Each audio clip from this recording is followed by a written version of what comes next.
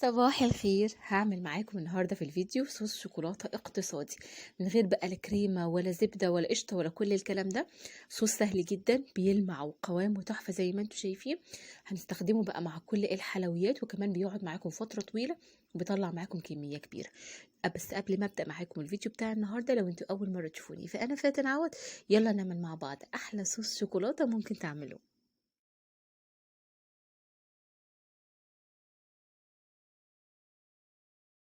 ندخل كده على المقادير اللي احنا محتاجينها. محتاجة كوباية من اللبن، نص كوباية من السكر الباودر، نص كوباية من الكاكاو الخام، كوباية من الزيت، رشة من الملح، وكمان معلقة كبيرة من اللبن الباودر.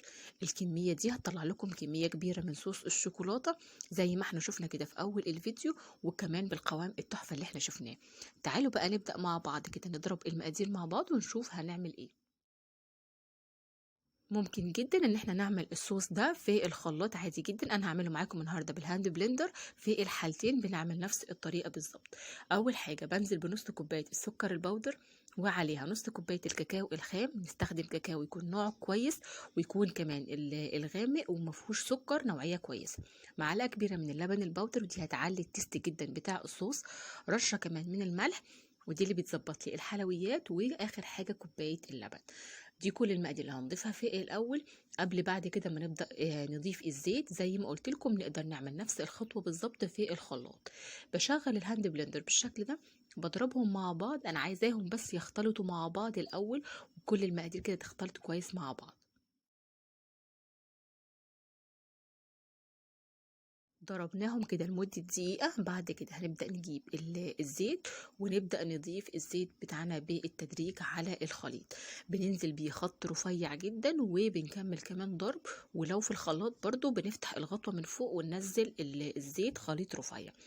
كمية الزيت اللي انا استخدمتها هنا كوباية من الزيت. هيطلع معاكم الصوص بالقوام اللي انتوا شفتوه في اول الفيديو. لو انتوا حابينه اتقل من كده تقدروا تزودوا كمان ربع كوباية من الزيت. بتفضلوا تزودوا لحد ما توصلوا للقوام اللي انتوا راضيين عنه واللي انتوا عايزينه. بنكمل ضرب بنفس الطريقة لحد ما اخلص كل كمية الزيت. وكده الصوص عندي خلاص بقى جاهز. وكمان نلاحظ ان كل ما بيقعد كل ما هيتقل معاكم اكتر. نبدأ بعد كده بنقدمه بالشكل ده زي ما انتوا شايفين.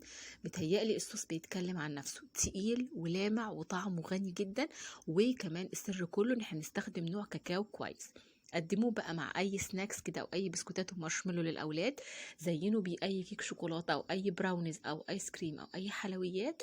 بجد سهل جدا وهيقعد معاكم من اسبوع ل10 ايام في التلاجة من غير ما يحصل له اي حاجه. ده كان الفيديو بتاعنا النهارده، فيديو سريع وسهل. يا رب يكون عجبكم. استنوني ان شاء الله في فيديو جاي وصفات جايه. وكالعاده كنت انا معاكم فاتن عوض، والسلام عليكم.